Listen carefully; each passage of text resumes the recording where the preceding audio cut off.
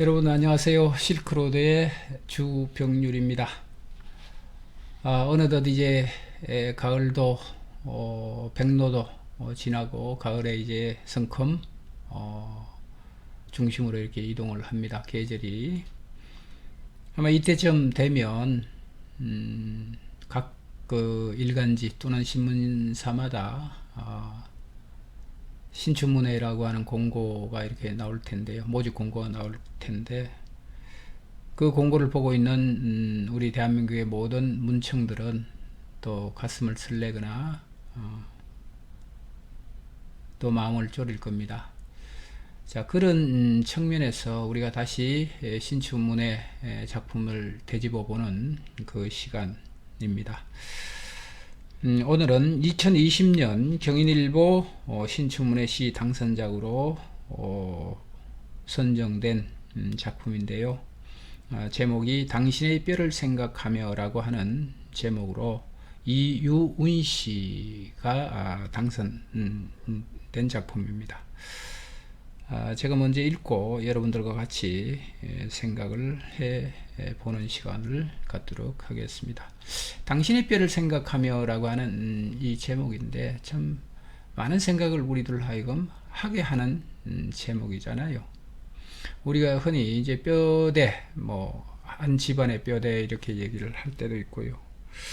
또 우리가 뼈라고 얘기를 하면 어떤 중심, 그런 쪽으로 생각을 할 수도 있고, 또 한편으로는 정신 이런 쪽으로도 우리가 생각을 할 수도 있고요.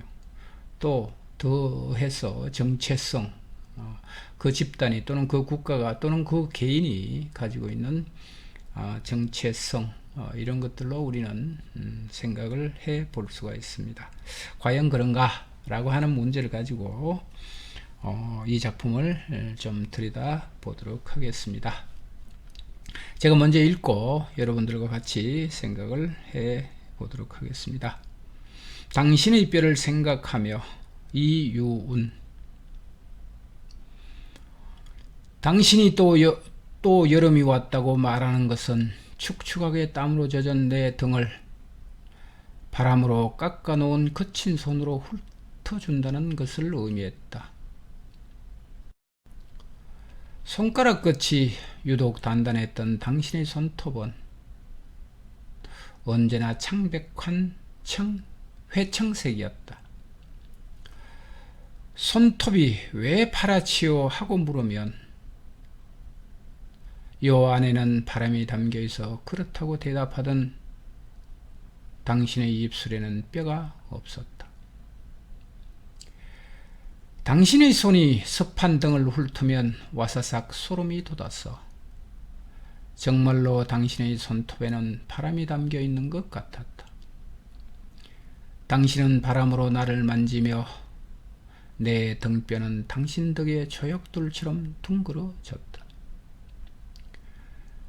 그리하여 아주 먼 미래에 누군가 내 등을 만지면 나는 바람으로 깎여 둥글고 부드러운 심성이 되어 있었다.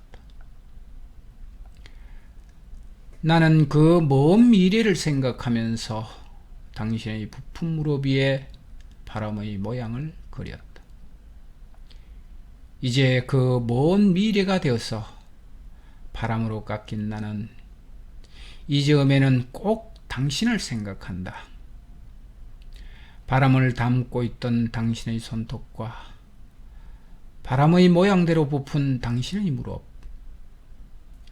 나는 여름이 오면 반드시 당신의 뼈를 떠올리게 되어 있다. 내가 만져보지 못한 당신의 뼈는 어떤 모양이었을까 하고.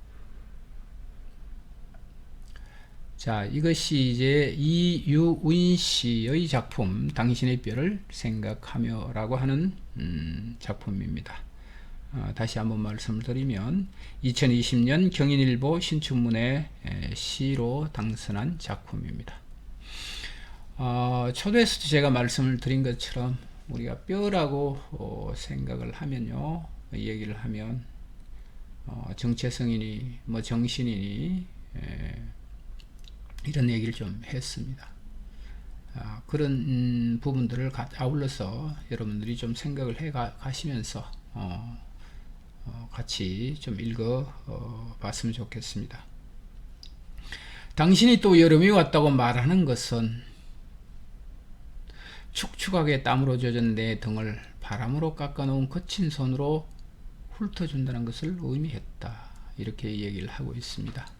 참 전체적인 제 느낌은 굉장히 그 시의 구조라든가 의도하는 의미, 그 의미의 내용을 이미지를 통해서 잘 그려낸 아주 단단한 시가 바로 당신의 뼈를 생각하며 라고 하는 작품이다. 이런 느낌을 받았습니다. 그래서 축축하게 땀으로 젖은 내 등이라고 얘기를 하고 있습니다. 우리는 등 이렇게 얘기를 하면 우리의 뒷면이잖아요. 등. 우리의 전면은 늘 위장을 하거나 아니면 카멜레온처럼 우리가 꾸밀 수가 있습니다. 근데 등은 꾸밀 수가 없죠.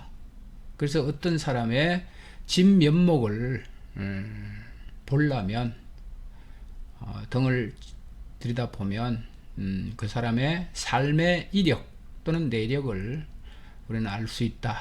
이렇게 얘기하기도 합니다. 그렇다면 화자가 축축하게 젖은 내 등이라고 얘기를 했습니다. 역시 화자 역시 삶의 버거움 뭐 이런 것들을 공이 지고 있는 현재의 삶 이렇게 얘기를 한 것 같고요. 그 등을 바람으로 깎아놓은 거친 손으로 이렇게 얘기를 하고 있습니다. 대상이겠죠. 화자가 칭하고 있는 당신이라고 하는 그 대상입니다.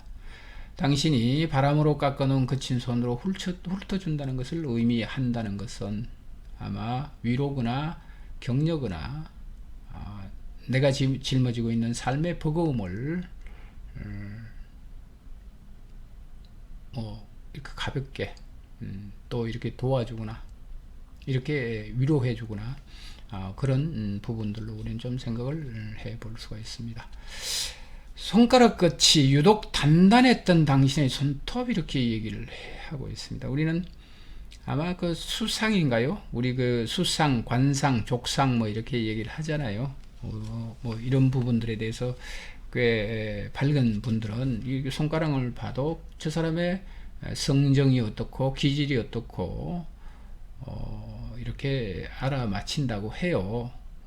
근데 여기에는 당신의 손가락은 단단하다 이렇게 얘기를 해요. 단단하고 손톱은 언제나 창백한 청회색이었다 이렇게 얘기를 하고 있습니다. 회청색이었다 이렇게 얘기를 하고 있습니다. 근데 창백한 회청색은 아마 화자가 바라보고 있는 그 당신이라고 하는 그 대상은 우리가 서정주 시인의 시 국화옆에 쓴가요? 이제는 돌아와 내 누님같이 생긴 꽃이요 뭐 이런 대목이 있습니다. 그때 그 눈이 뭐 완숙이죠. 이제 세상살이에 대해서 어느 정도 달관하거나 모든 풍파를 다 이겨낸 여유 그런 것들을 품고 있는 누님이죠. 그것처럼 손가락 끝이 유독 단단했던 당신이라고 명명하고 있는 화자의 당신은 아마 서정주 씨의 그 누님과 같은 부분이었을 겁니다. 근데 언제나 창백한 회청색 이렇게 얘기를 합니다. 그럼에도 불구하고 당신이 삶의 어떤 과정을 거쳐가면서 당신에게도 많은 아픔이 있고 지속적으로 그것이 안겨져 있다라고 하는 것을 우리는 이 부분에서 알 수가 있습니다. 그래서 화자가 묻습니다. 손톱이 왜 파랗지요? 하고 물으면 이렇게 얘기를 하고 있어요. 요 안에는 바람이 담겨 있어서 그렇다고 대답하던 당신의 입술에는 뼈가 없었다 이렇게 얘기를 하고 있습니다. 자, 화자가 볼 때는 색채적인 이미지죠. 그냥 색채적인 이미지입니다. 파랗다, 노랗다, 빨갛다 아니면 뭐 회색이다 뭐 이렇게 색채적인 이미지로서의 의미 이런 걸 가지고 물었겠죠. 근데 그 당신이 대답을 합니다. 이 단단하고 회청색으로 창백한 손톱 안에는 이렇게 우리가 볼 수가 있죠. 손톱 안에는 바람이 담겨 있어서 그렇다고 대답했다는 거예요. 자, 그렇다면 이 말은 무슨 말일까요? 그래서 바람이라고 하는 문제는 보세요. 우리는 이 세상에 바람이 없고 공기의 기류의 변화가 없다면 무생명들은 살아나갈 수가 없습니다. 바람은 곧 생명이요, 생기고 희망이고 그런 것들입니다. 그래서 바람은 또한 더 나아가서 자유라고 하는 개념도 우리는 부여해 볼 수가 있고요. 그래서 바람이 담겨 있다라고 얘기를 합니다. 그래서 파랗다는 거죠. 이건 뭘 의미할까요? 아마 당신이 화자에게 말하고자 했던 그 의미는 인생은 그렇게 만만치 않고 그럼에도 불구하고 인생은 꿋꿋하게 견뎌야 되고, 그래서 견디다 보면 어떻다는 거예요. 저 바람과 같은 속성을 다 담아낼 수 있는 넉넉한 때도 오지 않겠는가. 그래서 단단했던 당신의 손톱에는 바람이 담겨 있어서 그렇다고 얘기를 하고 있습니다. 그렇게 말하는 당신의 입술에는 뼈가 없었다 이렇게 얘기를 해요. 자, 우린 뼈는 단단한 것이잖아요. 경직되거나 단단한 것이죠. 아까 정체성 얘기하고 정신 뭐 이런 쪽으로 얘기를 했는데, 아마 당신의 입술에는 뼈가 없었다 이렇게 얘기를 하고 있는 것은, 우리가 예를 들어서 그런 얘기도 있죠. 저 사람의 말에는 참 뼈가 있어. 뭐. 그때는 긍정적인 면으로서의 뼈도 있고요. 대다수 이렇게 뼈가 있다, 가시가 있다 이런 얘기잖아요. 그건 부정적인 요소로서의 뼈입니다. 근데 화자가 바라보고 있는 당신은 손톱에 또는 손가락에 바람을 품고 있으면서 가시가 없는 삶을 지향해 가는 당신이죠. 그 당신이 축축하게 땀으로 젖은 내 등을 쓰다듬어 줍니다. 그로 인해서 당신이 가지고 있던 그 세계성의 어떻게 되나요? 전이라고 하는 부분을 통해서 나를 부드럽게 하고, 나를 정화하고, 나를 또 뭐라 그럴까요? 미지의 세계로 이렇게 이끌어가는 한 원동력이 된다. 뭐 이런 쪽으로 우리는 1년을 생각을 해봐도 좋을 것 같습니다. 자, 그 다음에 보면 당신의 손이 습한 등을 훑으면 와사삭 소름이 돋아서 정말로 당신의 손톱에는 바람이 담겨 있는 것 같았다 이렇게 얘기를 하고 있거든요. 자, 이것은 굉장히 중요한 얘기입니다. 우리가 예를 들어서 뭐 절인가요? 절에 가면 자꾸만 그 불경이라고 합니까? 불경이라고 합니까? 주문은 아니고요. 그걸 뭐라고 하죠? 뭐 관세음보살, 뭐 나무아미타불 관세음보살, 이걸 계속적으로 반복하잖아요. 그건 원시적으로 우리가 이 얘기를 하면 어떤 주술적 속성을 갖고 있습니다. 언어가 가지고 있는 마력이죠. 그렇게 반복해서, 예를 들어서 교회 가서 하나님 아버지, 뭐 주여, 예수여, 뭐 이렇게 얘기를 반복한다라고 한다면, 그 언어 속에는 동일시라고 하는 그 의미가 있어서 우리는 그 반복을 통해서 그 세계로 진입하게 되는 놀라운 현상을 발견할 수 있습니다. 그와 마찬가지로 이 시도 당신의 손이 습한 등을 훑으면, 화자의 등을 훑으면 와사삭 화자는 소름이 돋고요, 정말로 당신의 손톱에는 바람이 담겨 있는 것 같은 그런 것들을 느낀다라고 하는 얘기입니다. 이것은 곧 바람이라고 하는 어떤 속성이죠. 생명성, 자유, 어떤 생기, 기질, 뭐 이런 쪽으로 그런 것들이 내게 전달돼 오는 것 같다. 뭐 이렇게 우리가 좀 바라봐도 되지 않겠는가, 그런 생각을 합니다. 당신은 바람으로 나를 만지며 내 등뼈는 당신의 덕에 조약돌처럼 둥그러졌다. 이렇게 정화라고 하는 부분들입니다. 그래서 우리는 답답하면 바람 쐬러 간다 이렇게 얘기를 하잖아요. 속이 답답하거나 일이 풀리지 않거나 아니면 스트레스를 받았거나 뭐 여러 가지 요인이 있겠죠. 그럴 때마다 우리는 이구동성으로 바람을 좀 쐬고 와라, 또는 바람을 쐬러 간다, 뭐 이런 얘기를 하고 있습니다. 그때는 그 바람은 바뀌는 거죠. 정화의 의미도 있고요. 또는 새롭게 거듭남이라고 하는 부분으로의 바람입니다. 그래서 저도 어릴 때 이렇게 보면 뭐 공부를 뭐 그렇게 뭐 뼈저리게 이렇게 공부를 하거나 하지는 못했습니다. 근데 가끔 뭐 어떤 시험에 몰리거나 이렇게 답답하면 할 수밖에 없잖아요, 공부를. 근데 책상머리에 이렇게 앉아 있으면 꾸벅꾸벅 졸기도 하고 이렇게 할 때마다 어른들은 그런 말씀을 하십니다. 밖에 나가서 쐬고 와서 공부를 하라, 공부를 해라, 이런 얘기를 하셨는데, 그때는 그냥 그 온도차라고 하는 어떤 느낌으로서의 바람이죠. 그래서 뭐라 그럴까요? 방 안에서의 어떤 그 탁한 공기 또는 그 답답한 공기, 이런 것들로 인해서 이제 정신이 흐려지거나 했을 때 바깥에 신선한 바람을 쐬면 정신이 맑아지고, 이런 의미로만 받았던 거죠, 저는. 근데 내 등뼈는, 네 등뼈는 당신 덕에 조약돌처럼 둥그러졌다 이렇게 나오는데, 아마 내 겁니다. 너가 아니고 나라고 하는 부분일 겁니다. 이 오타일 거예요. 아마 제가 맞네요. 오타가 맞네요.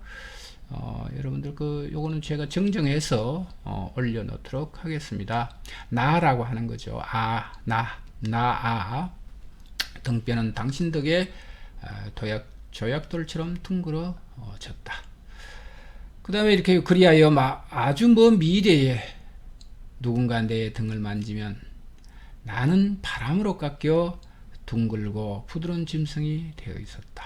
이렇게 얘기를 하고 있습니다. 뭐 이 시의 이 얘기 뿐만 아니라 우리는 참 그런 얘기를 많이 하잖아요. 성장기 때 부모로부터의 사랑, 아니면 어른들로부터의 사랑, 아니면 친구들로부터의 사랑, 이런 사랑을 통해서 우리는 자라죠. 짐승으로 자라는 것이 아니라 그야말로 인간으로 자랍니다. 바람직한 인간, 자유로운 인간, 또는 억압되지 않는 영혼, 뭐 이런 것들로 우리는 자라게 됩니다. 그와 마찬가지로 여기 이 시가 그리하여 아주 먼 미래에 누군가 내 등을 만지면 나는 바람으로 깎여 둥글고 부드러운 짐승이 되어 있었다. 이렇게 얘기를 하고 있습니다. 아마 이 화자에게는 당신이라고 하는 그 대상과 당신이 지니고 있는 그 바람의 속성입니다. 그 바람의 속성을 통해서 한 인간으로 거듭거듭 태어나는, 거듭거듭 새롭게 나는 그런 화자 자신을 얘기를 하고 있다라고 해도 무방하지 않을까, 이런 생각이 들어요. 나는 그 먼 미래를 생각하면서 당신의 부품 무릎 위에 바람의 모양을 그렸다. 자, 내게 각인되거나 심어지지 않는 어떤 형상이나 세계는 다시 재현해서 그려낼 수 없습니다. 제 얘기가 무리가 없다면 저는 평소에 그런 생각을 많이 하죠. 제 속에 부처님이 없다면, 부처의 그 세계가 없다면 부처를 그려낼 수 없고요. 하나님의 그 세계가 내 속에 없다면 하나님이라고 하는 그 세계를 나는 알 수가 없습니다. 그러므로 당신을 통해서, 당신의 그 뭉뚝한 손을 통해서 내게 전달된 그 모든 바람의 생명성입니다. 그 바람의 생명성이 화자에게 내재화되고 또 체화되어서 그 그것이 다시 화자는 바람의 모양을 그릴 수가 있습니다. 이것은 뭘 의미하냐면 화자에게는 화자가 당신으로부터 그 넓은 사랑과 뭐라 그럴까요? 관심 이런 것들을 흠뻑 세례를 받듯이 나도 언젠가는 누군가에게 그와 같은 세계성을 물려줄 수 있는 부분들을 다 갖춘 겁니다. 다 갖춘 겁니다. 자, 사랑을 받지 못한 사람은 사랑을 하지 못한다 이런 얘기가 있잖아요. 맞습니다. 맞는 얘기입니다. 사랑을 듬뿍 받은 사람만이 또 타자에게 사랑을 듬뿍 줄 수가 있습니다. 우리는 그런 생각을 참 많이 하죠. 늘 결핍 이렇게 얘기하잖아요. 결핍은 부족한 거죠. 사랑이 넘치게 나에게 어떤 대상이든 간에 통해서 사랑이 넘치게 나에게 세례가 되었다면 그 세례는 반드시 체화되어서 그것이 이제 그 어떤 심화된 과정을 겪겠죠. 겪고 난 뒤에는 반드시 다시 누군가를 위해서 또 베풀어지는 것이 사랑입니다. 마찬가지로 화자 역시도 당신으로부터 받았던 그 바람을 누군가에게 충분히 줄 수 있는 그 성숙함을 지금 이 얘기를 하고 있는 겁니다. 이제 그 먼 미래가 되어서 바람으로 깎인 나는 이점에는 꼭 당신을 생각한다. 이렇게 얘기를 해요. 먼 미래가 되어서 이제 그 먼 미래가 되어서 이렇게 얘기를 합니다. 자, 그렇다면 바람으로 깎인 나는 어떤 날까요? 당신처럼 둥글고 관용적이고 또는 사랑으로 넘치는 당신이 아니겠습니까? 그래서 이 점에는 꼭 당신을 생각한다. 바람을 담고 있던 당신의 손톱과 바람의 모양대로 부푼 당신의 무릎, 이렇게 얘기를 하고 있는데요. 우리가 보통 보면 손톱은 참 많은 의미를 지니고 있습니다. 동물에게는 뭐 발톱이겠죠. 우리가 발톱을 세운다 이렇게 얘기를 하잖아요. 발톱을 세운다 라고 하는 것은 공격성입니다. 그래서 짐승들은 이렇게 발톱 싸울 때 서로 공격을 할 때 발톱을 세우잖아요. 그것처럼 인간에게도 우리 사람에게도 손톱이라고 하는 부분들이 이제 동물하고는 좀 달라서 우리는 손이라고 하는 개념을 갖고 있기 때문에 손톱의 형식으로 우리는 그걸 가지고 있습니다. 그럼에도 불구하고 이 손톱이란 것은 뭐 분석적으로 얘기를 하면 욕망을 얘기하기도 하고요. 그렇습니다. 또 공격성이라고 하는 부분도 아울러 가지고 있죠. 그래서 바람을 담고 있던 당신의 손톱은 날카로운 손톱이 아니라 둥글고 소프트한 부드러운 그런 손톱일 겁니다. 그래서 그것처럼 바람의 모양대로 부푼 당신의 무릎도 마찬가지입니다. 당신의 무릎도 마찬가지입니다.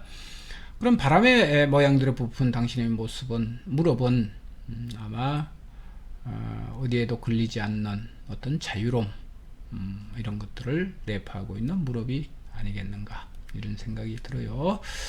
나는 여름이 오면 반드시 당신의 뼈를 떠올리게 되어 있다. 내가 만져보지 못한 당신의 뼈는 어떤 모양이었을까 하고 이렇게 얘기를 하고 있습니다. 화자가 이제 궁금한 건 그러죠. 당신이 품고 있는 것은 바람인데 라고 우리가 대체적으로 생각을 하잖아요. 바람이었다.